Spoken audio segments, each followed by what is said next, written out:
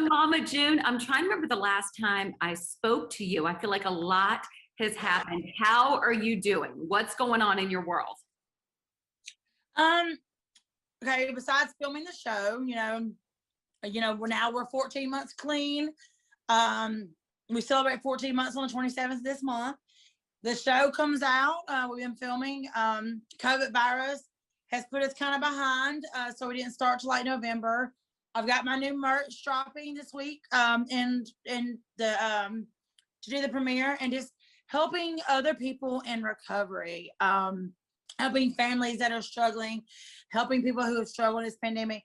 Because like I've said this 100 times, like we went in with 50 people in our recovery in the beginning of February, and we call it the February gang. And there's only like 4 of us that have been clean the whole 14 months that haven't relapsed because COVID virus has got so many people messed up in this world now. I guess that's why I came out with this merch, because it says I'm so over this. I don't know if you can say that word on y'all's show on daytime, but the number 2 word, but the actual word, and then the mask, that say the same thing. I'm so over this. Because it kind of represents like what's going on in the world. I'm not the only one that's tired of wearing a mask, and just wanting life to get back to normal, and just trying to live everyday life, if that makes sense. Oh, it does.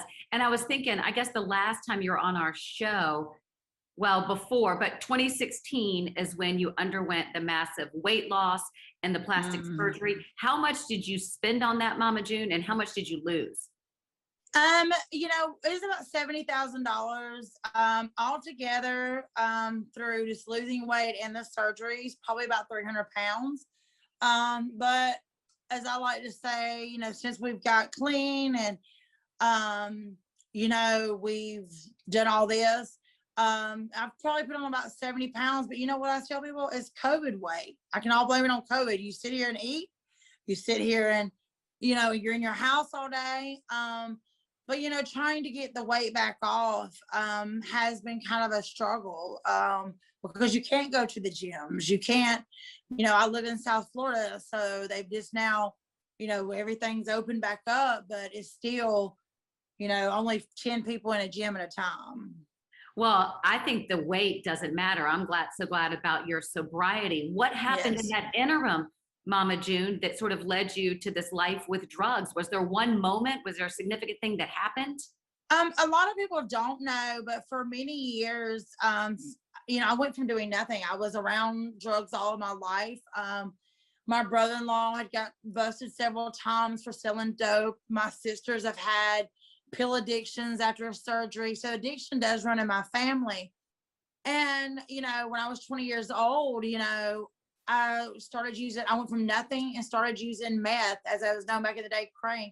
I did that off and on until 2015 when I met Geno, and he's like, look, if you want to get to know me, you got to get off that. So I went cold turkey. And then 2 years later, I started doing cocaine, and, it just was like a pick me up in this industry. It's kind of crazy that, until you get busted, it's okay. And I think that is the wrong way to be, but it is, it's true.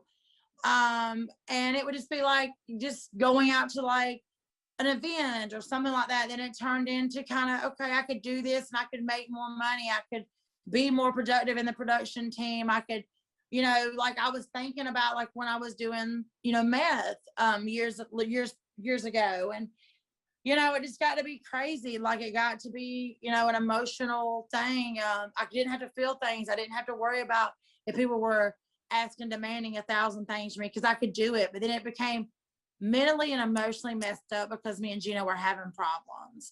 And so I stopped showing up for production. I stopped filming, stuff like that. And I still I didn't hit my rock bottom even after I got busted 2 years ago. And so, today I look back and, we helped, it's kind of crazy, in our addiction, we would help other people get off of their addiction. So now 14 months later, because 14 months will be on the 27th. And I have to say that, it's been a rewarding experience. I still have an addictive personality. So now I'm addicted to helping people in recovery, helping people get into recovery, helping families that are struggling. I help people from all the way from California, all the way to Scotland.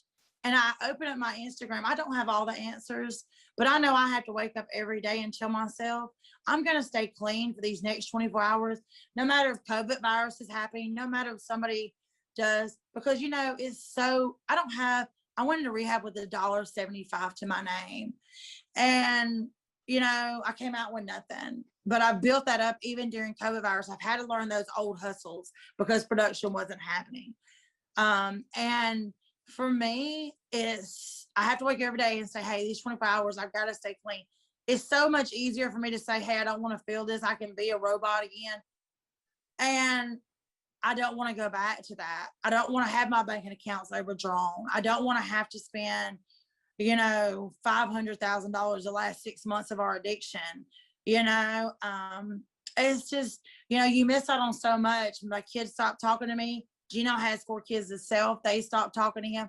So now our thing is that we're trying to redeem, you know, our kids. And it's been a process. We're still every day, and it's just, you know, I've kind of been like, okay, addiction is selfish, but also my recovery is selfish also, because I can't tell you what works for my recovery because it may not work for somebody else's. So everybody's recovery looks different. Mama June, how bad did it get for you with this addiction? You know, emotionally and mentally, I was kind of up. You know, an ounce or 2 a day. Getting up, I mean, as you can see, everything has gone off my hands. I used to have diamonds on every finger. I used to have Pandora bracelets on my hand. And I don't have any of that. I would get up every morning and end up at a pawn shop. I would get up every morning and, you know, hit, you know, whatever hustle I needed to do, or even what they call a line of credit from the dope man, hoping that one dope man would cover something else. But then they get sold. Then you got to owe them. You're always in owing somebody. And, you know, bank accounts overdrawn, $10,000s of dollars, house being sold. I didn't sell my house because I was in my addiction. It was just a lot of bad juju. And just spending, like I said, massive amounts of money. I would say the last year of our addiction, probably a good of $900,000. And that's so much money was sent to our dope man. When I started looking at my Cash App, when we got clean, just alone on Cash App, this isn't cash transactions to our dope man, Cash App to one dealer, because we had 2. One dealer was close to almost $80,000.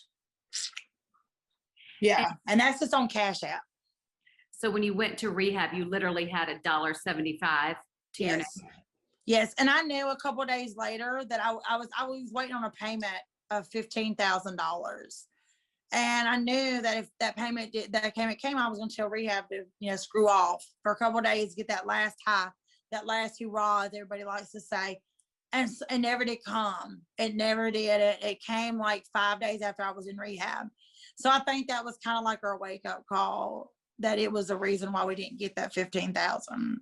Mama June, I'm thinking to way back when we met you with the original show and how close you were to your daughters. What does it feel like now? I know they staged the intervention to try to get you to rehab and you're not currently talking. Like, how does all this make you feel and where does it stand? You know, it's a work in progress. This season you will see me just, you know, trying. You know, they was always on my timeline, and right now I'm feeling like I'm having to be on their timeline. It sucks because, like I said, it's not just my 4 kids. Geno has 4 kids. So there's 8 kids between us, and there's 4 grandkids. So, you know, that kind of, the relationships get strained. You know, there was days that, you know, when in our addiction, we would text Punkin and say, hey, I'm okay. You know, I'm good. I'm still alive. You know, but then it's kind of like you miss out on a lot of things. So I've just kind of realized, but, you know, one of the steps in the 12-step program is making amends as long as it doesn't hurt you or that other person. So I guess that's where I'm at in my life right now. That's where we come to a road to redemption. The new show. What did your girls say to you in the intervention? The intervention kind of was like, go to rehab, you know, like go, like whatever, because for a long time, I guess, like, I didn't feel like I needed to go to an inpatient. I always felt like, I didn't want to be told what to do. And they also thought the same thing. And then it got to where it was a maintenance. I wasn't showing up. I wasn't answering my door. I wasn't answering the phone. It just wasn't me. And the person that was inside of me, I've never been suicidal. Don't even put it out there. I never wanted to kill myself. But the person that was inside that I have become, I wanted to kill that person. Not me physically, never been suicidal. Let's make that clear. You wanted to kill the addiction that was killing you. Yes, the addiction part of me, I wanted to kill. Yes. And I've said that time and time again. Like, I don't know who that person is. I don't know. It is kind of, like I said, it's kind of crazy. We would help people in their addiction get off of drugs, but we would stay clean for 3 or 4 days, but just wouldn't. It becomes a maintenance after a while. You have to have it to kind of function, because unfortunately cocaine and meth and all that, it isn't like an opiate addiction. You don't have we didn't have the bad withdrawals. You just want to sleep. It's more of a mind thing than twitches and throwing up and hot sweats like the opiate addiction is. But an addiction is an addiction, period. Do your girls like Geno? Do they blame him for any of this? Do they see him as I think a lot of people do. But the real thing of the matter is that I'm the one that hooked him up with the dope dealer. It was my dealer, my people, that I have known for years. So it wasn't like he hooked me up with anybody. If anything, I'm the cause of it, and not getting it under control for either one of us. Do you think if all this fame hadn't come to you so quickly and so fast that you would be in this spot? I can't say yes and I can't say no because I don't know. Nobody can ever turn back and say if it didn't happen. Because when we had Here Comes Honey Boo Boo, I had been off and on meth since 2000. The show with Here Comes Honey Boo Boo premiered in 2012. And I was clean when that show was. But when I moved back to Hampton, I really tell people that one advice I can give to anybody, I don't have answers for everybody. One advice I can give to somebody in addiction, it is about people, places, and things. Because if I would have went back to Georgia when I got 25 days out of rehab, I wouldn't have the success I have today. So even if it's going down one exit or going up one exit and getting out of that environment, it does help. And I'm attested to that. Even when I was on meth, I started in 2000. I moved away in 2004 to McIntyre for 10 years. I didn't use. I moved back to Hampton, Georgia in 2014, and I started using again. People, places, and things, that is a real thing. A lot of people don't think so. Even for alcoholic, that don't go drive by that same route that you take. Like, that's the only advice I can give to somebody. I don't have all the answers, and I'm always here for somebody through my Instagram. The Mama June page, I've opened up my platform. I've helped hundreds of people. But I just tell people, like, you have to wake up every day and say, for these 24 hours, no matter if COVID virus is hitting, bad things are hitting, I have to worry about you have to worry about your recovery and your life. And you can't worry about anybody else. And right now I'm giving the girls their space and we're doing what we can. But this season, you'll see all that. So the girls will be in this season. You mentioned Here Comes Honey Yes. Boo Boo. Of course, that's where we fell in love with y'all. And Honey Boo Boo, Alana, is now 15. Yes. How's she handling all this? I don't know, because she is, still with Pumpkin. And that's, people think that when you go to rehab, you become a new person, and you don't. Like, it isn't like you come out of rehab and you go back to that old person that you was. You have to work on yourself before you can take care of anybody else. And you have to worry about yourself. And I know as a mom, do I miss her being around 24/7? Hell yes. Do I miss the girls not being around 24/7? Hell yes. But I've learned that I can't force somebody, and I got to worry about my recovery, because if I'm not good, then I can't be good enough for somebody else. What about people that right now question your sobriety or where you are on your journey? There's people that's getting, like I call them, those haters, those closet fans that think they know everything about our life. People still say we're getting high. People still say this or that. But I will tell you one thing. For the last 6 months, I know I took a drug test every week because, with us being back in production, that is a requirement. And every week, me and Geno pass those tests. And you could test us every day, 5 to 6 times a day, and we would come back clean.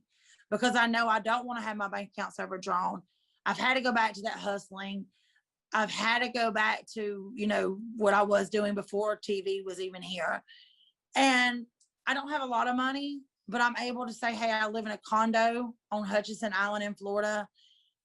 I'm able to pay my rent. I'm able to pay my bills and have a little bit of money left over. I don't have a lot of money in the bank. Yes, I've made good money. It's not Kardashian money, but I've made a lot of money in the past, but it's all gone because of my addiction. And I think, like I said, there's something I would love to do in this industry. Like the people there's more addicts in this industry than you will ever imagine. And until something happens bad, nobody knows about it. And that's like with me, nobody knew I was in this addiction for 3 years. I was doing press work. I was doing the show. I was out in the media. I was this, that, the other. And the world was shocked. So I just tell people, like, it goes across all boundaries. Just when you got more money, you're able to do more drugs. That's the only difference. What was your rock bottom? What was the turning point? To be honest with you, it was Geno's idea to go to rehab. We were living in our car in Jackson, Georgia at the truck stop. If you're from Georgia, I don't know if you've ever been to Georgia. In Jackson, Georgia, there's a huge truck stop there. And they have a trucker's chapel. So for 4 nights, we'd been staying in our car. And we were kind of like sleeping there, eating there, same thing. Just there, hoping this 15,000 would come about. And one night, Geno just started crying. And he was like, we wake up every morning, there's this lighted cross in front of us. Go to bed, there's a lighted cross in front of us. And Geno had woke up, and we was sitting in the front seat, and he was started crying. And he says, baby, let's just go to rehab. And in my mind, I'm thinking, okay, he just wants to send me off to rehab, doing what he does, whatever. And he's like, no, I'll go with you. And he's like, I'm just tired of this lifestyle. I'm tired of having to worry about getting high. I'm tired of having to worry about trying to get a line of credit. And at first I was reluctant. But then a couple hours later, I called my manager, Gina. I called our production team and says, hey, we're going to rehab. And 2 days later, they didn't say anything, but that night they were kind of like reluctant. A couple of days went by because it takes a little while to get in this. So we got a hotel room for a couple of days, able to bathe. Then we got on a plane the next morning. And that was, our turning point. I'm thankful for Banyan. Very, very thankful for them. And what do you want people to take away for this show? Road to Redemption. Are we there? Road to Mama June Road to Redemption. What I want you to take out of life in general and our show is that, you can do this. If you're fighting an addiction, try to get that help. Don't close yourself off from the world. Know that, it's going to take time to repair relationships that you messed up. COVID virus is real. So we are showing that we're fighting COVID virus because there has been people in the family and outside of the family that have got COVID virus, and, I want people to know that if one person can be through my journey of sharing my addiction and my recovery, if that one person gets something out of it, then I've done what I wanted to accomplish. I've accomplished what I wanted to. I've accomplished that, I want people to know that addiction is real, recovery is real, and there is hope at the end of that tunnel. And one of the episodes, we see your lawyers tell you that you have to go to court. What were you most nervous about that and what could be? Our lawyer situation, we're still honestly fighting that case in Alabama. Our lawyer situation, I don't even want to talk about that. We're on lawyer number 3, let's put it that way. And we're still 2 years later, still fighting that case. That's kind of like a dark cloud over our head. And I feel like not the lawyer we have now, which he is amazing, but the first two lawyers were just not doing anything for our case. What's this case? Remind me of this one. This case is when we got caught in Alabama for the drugs, when we got busted back in March 13th of 2019. And were you afraid of going to jail? What did you think would be? I mean, we don't know what's going to happen now. The first two attorneys were not doing anything. The third attorney, like I said, is the amazing attorney that we have now helping us try to figure out what we can do with the case. If your daughters see this, I know you're trying to communicate with them. What would you like to say to them? You know, I always think mom should deserve a second chance. And I'm just trying my best to make it every day and make my life better for myself so I can be there for you. I've always heard make your mess your mission. And I think that's what you're doing, Mama June. Yes. I like it. Well, great Yes. speaking with you. I wish you plenty of more great days in your recovery. I hope you mend it with your daughters, and Yes. congrats on the show. I like a redemption. So we're pulling for you. Yes. Thank you so much.